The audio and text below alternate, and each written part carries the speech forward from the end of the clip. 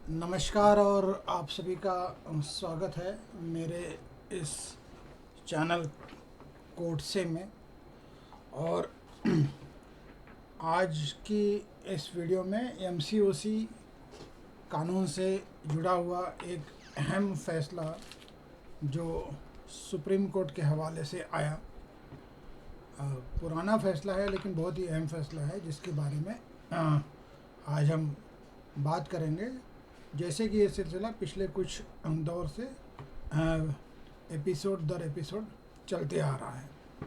तो आज का फैसला जो है इसे state of Maharashtra versus Lalit Somdatt Nagpal, इसका साइटेशन है, टाइटल है इसका।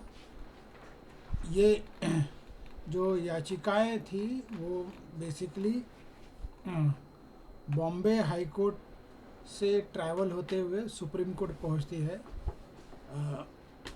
ललित सोमदत्त नागपाल और अन्य जो थे उन्होंने याचिकाएं जो है वो हाई कोर्ट के सामने दायर की थी, जिसमें बेसिकली उन्होंने जो सैंक्शन होता है section 23 subsection 1 approval and sanction जो है, जो ग्रांट किया था स्टेट ने to investigate the Lalit Somdatt Nagpal, Anil Nagpal and Kapil Nagpal, और इन सभी के खिलाफ जो इन्वेस्टिगेशन है वो एमसीओसी कानून के तहत होने के लिए ये सैंक्शन दिया गया था, अप्रूवल दिया गया था।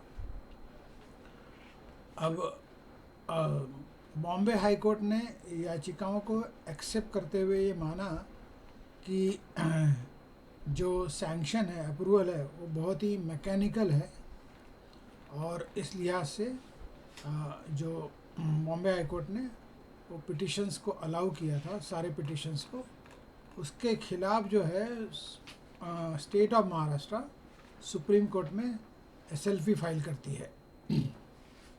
तो जो कोर्ट के सामने जो मेन बिंदु था, यानी मेन इशू जो था, वो ये 3 से 4 इम्पोर्टेंट चीज़ें थी कि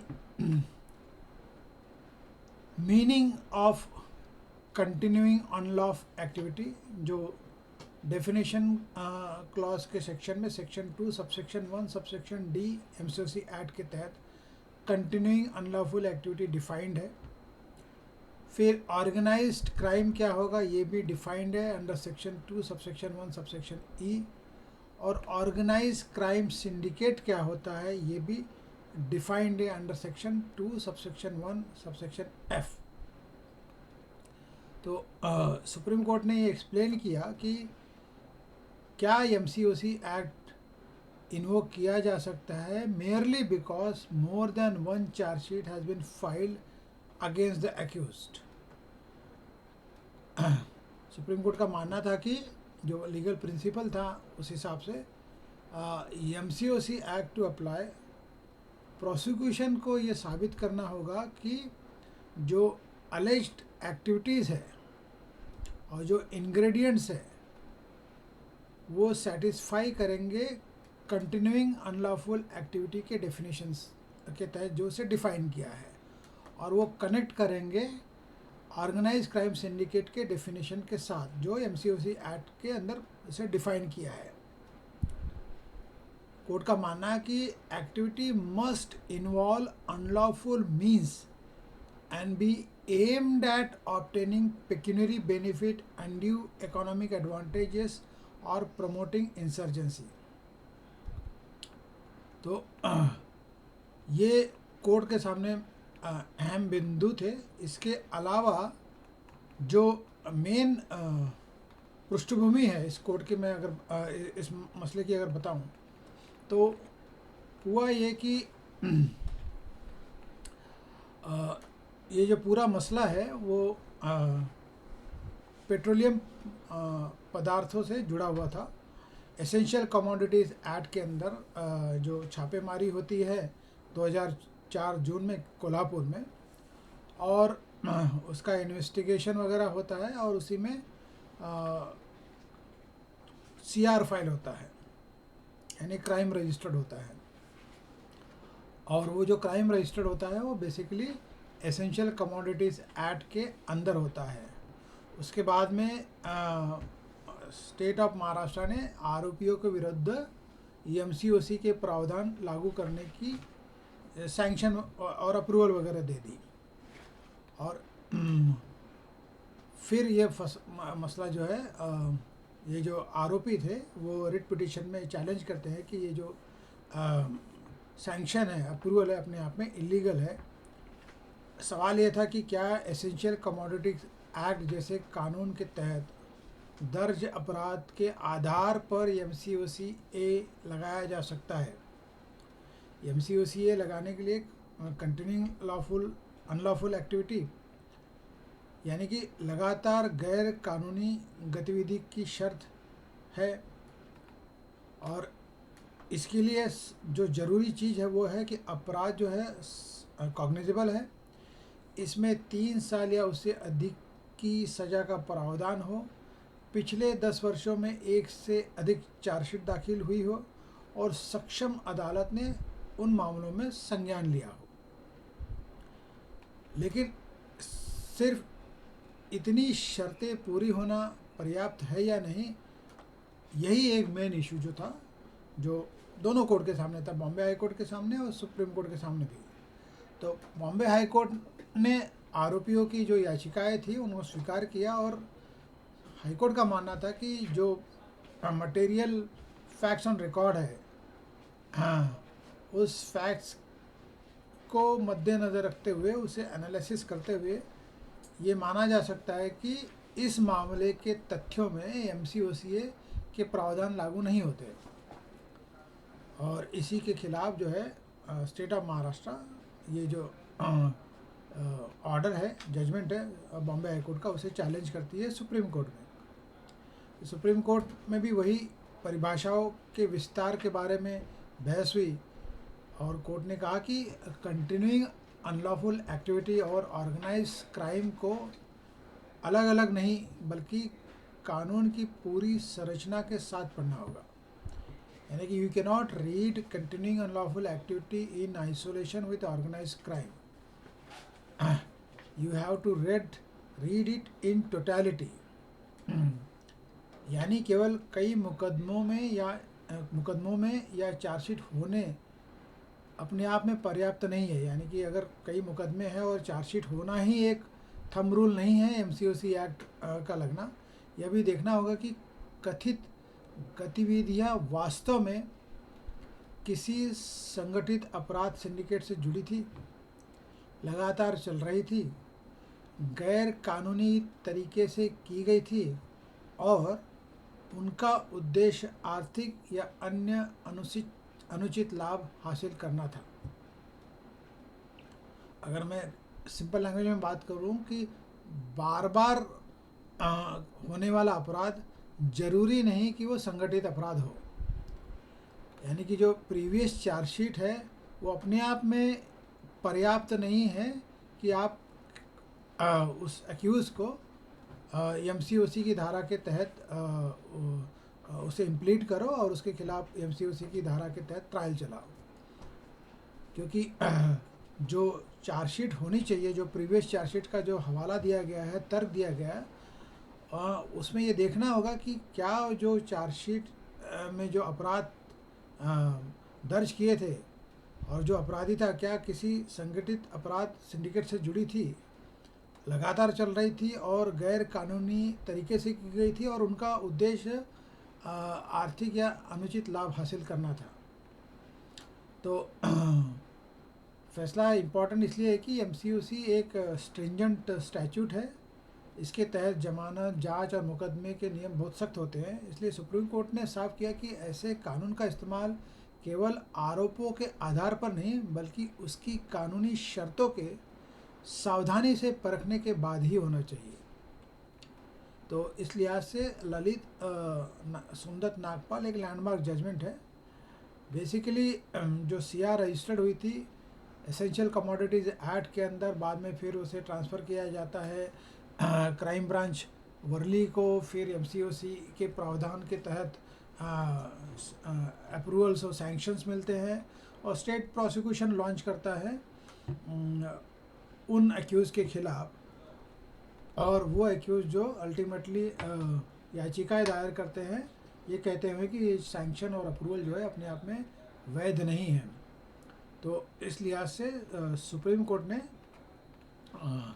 जो मेन पिटिशंस थी बॉम्बे हाई कोर्ट ने जिस तर्क के बिना पर उसे हेल्ड किया था, हालांकि थोड़ा सा डिस्टिंक्ट सा ऑब्जर्वेशन देते हुए अलाउ किया, और अंत में जो कोर्ट का कहना था कि ये अपने आप में जो सैंक्शन है वो इलीगल है और एमसीओसी का प्रोविज़न इस करंट स्टेट ऑफ फैक्ट्स में नहीं लागू होता। बैकग्राउंड जैसे मैंने पहले बताया कि following raids on the petrol pump, Kolhapur में एक पेट्रोल पंप पे रेड होती है, पुलिस ऑफेंसेस रजिस्टर्ड करती है सेक्शन 3 और subsection 7, section 3 and section 7 of the essential commodities act, और जैसे कि मैंने पहले बताया कि ये बाद में इसमें एमसीओसी इन्वोक किया जाता है।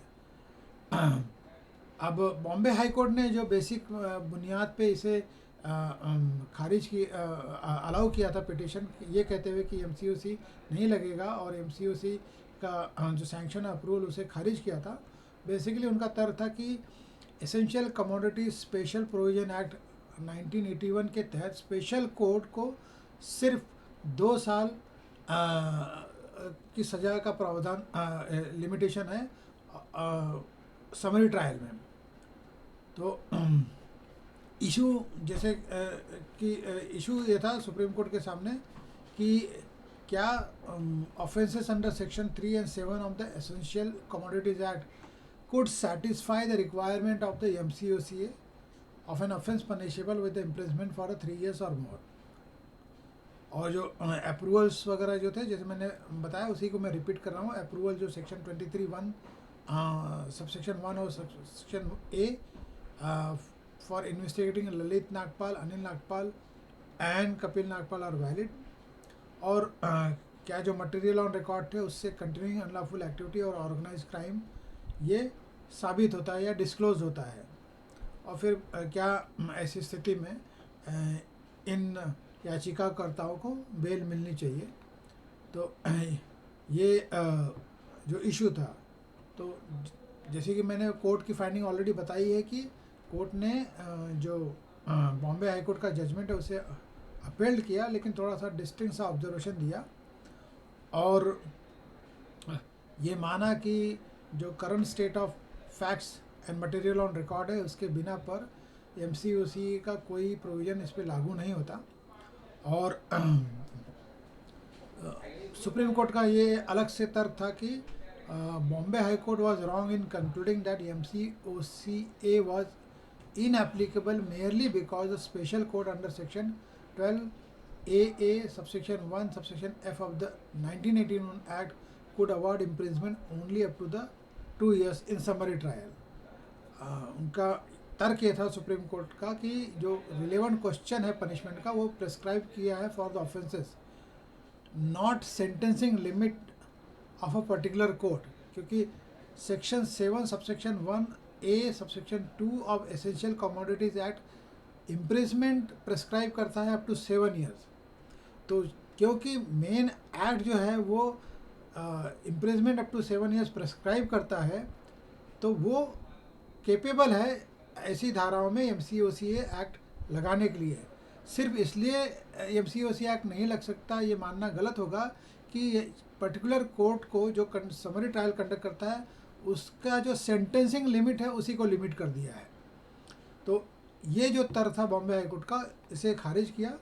बाकी सुप्रीम कोर्ट का जैसे मैंने कहा पहले कि एमसीओसी एक स्ट्रिंजेंट लॉ है और एकदम स्ट्रिक्टली अप्लाई होना चाहिए। Emphasis should be to curtail not to curtail personal liberty particular through the restriction on anticipatory bail and regular bail। Therefore the requirement must be interpreted and observed strictly। क्योंकि MCOCA जो है basically जो है it curtails the liberty through the bail mechanism and anticipatory bail and regular bail mechanism, और बहुत ही stringent provision होने के वजह से इसका जो इंटरप्रिटेशन है वो बहुत ही स्ट्रिक्ट होना चाहिए, स्ट्रिंजेंट होना चाहिए।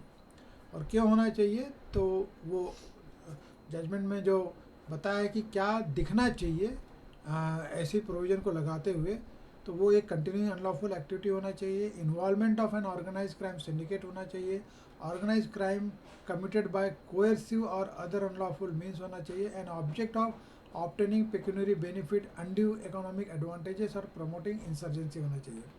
तो इस लिहाज से इस मसले में सुप्रीम कोर्ट का मानना था कि जो अप्रूवल है सेक्शन 23 वो एक मैकेनिकल था और इनवैलिड था, और इस लिहाज से उसे खारिज कर दिया। सच approval prior approval under section 23 subsection 1A is statutory safeguard. Mechanical approval could not sustain the investigation under MCOCA Act, ये कोर्ट का मानना था। तो फाइनल डिसीजन ये था कि जो स्टेट ऑफ महाराष्ट्र की SLP थी, बॉम्बे हाई कोर्ट के ऑर्डर को चैलेंज करने की, वो डिसमिस की, लेकिन एक डिफरेंट फुटिंग पे कोर्ट का मानना था कि essential commodities act could in principle attract MCOCA. However, MCOCA has been invoked in the present case on invalid and mechanically granted approvals. जो याचिका करता है, कई सारे याचिका करता थे, उसमें से ललित नागपाल जो मेन था, लीडिंग याचिका करता, बेल वॉज अलाउड क्योंकि MCOC was no longer applicable. उसका जो स्ट्रिंजेंट बेल रिस्ट्रिक्शन था वो सीज टू अप्लाई हो गया, और उसकी कस्टडी वगैरह थी 1 जुलाई 2005 से, उस सबको और मेडिकल कंडीशन वगैरह सबको देखते हुए उन्हें बेल ग्रांट कर दी गई। कपिल नागपाल की भी याचिका अलाउ की गई, और high courts order requiring his surrender was set aside and writ petition was directed to be considered according to the law. तो रेशियो डिसेंडी ये है कि an offence under the essential commodities act carrying a statutory maximum punishment of 7 years may qualify as an offence punishable with imprisonment for 3 years or more for MCOCA. Notwithstanding the special court limited power to award a 2-year sentence in a summary trial. However, because MCOCA is a stringent statutory safeguards, especially the prior approval under section 23 must be complied with strictly. Mechanical or legally erroneous approval invalidates MCOCA proceedings. तो अगर हम एक line में अगर इसे बात करें, तो बेसिकली जजमेंट जो है वो एम्फोसाइज करता है मैकेनिकल सैंक्शन और अप्रूवल, जिसके तहत किसी भी मुजरिम को MCOC के धाराओं के अंदर उन्हें इन्वेस्टिगेट करने का आदेश जो मिलता है स्टैट्यूटरी अथॉरिटी से, वो इशू था। और वो क्योंकि मैकेनिकल है, इस लिहाज से उस टेस्ट पे उसे खारिज किया जा सकता है। ये एक सारांश है। तो इसी के लिहाज से आज का ये वीडियो यहीं पे समाप्त करता हूँ। साइटेशंस और इसकी एक स्मॉल समरी जो है मैं अपने डिस्क्रिप्शन में दे दूँगा, आप लोग पढ़िएगा। फिर मिलूँगा अगले एपिसोड में MCOCA एक्ट के तहत और भी इम्पोर्टेंट जजमेंट्स हैं। हालांकि बहुत सारे हैं, लेकिन वो सारे जजमेंट जो है उसको मैक्सिमम टू मैक्सिमम जो जजमेंट्स हैं मेन प्रोविजंस के ऊपर मैं कवर करने की कोशिश करूँगा अगले 7-8 वीडियोस में। तो कोशिश यही रहेगी कि इस MCOCA का एक एलॉबरेट जो है discussion judgement point of view से हो जाए। तो मिलते हैं अगले वीडियो में, और आज के लिए इतना ही। Thank you, have a nice day, goodbye and see you next week.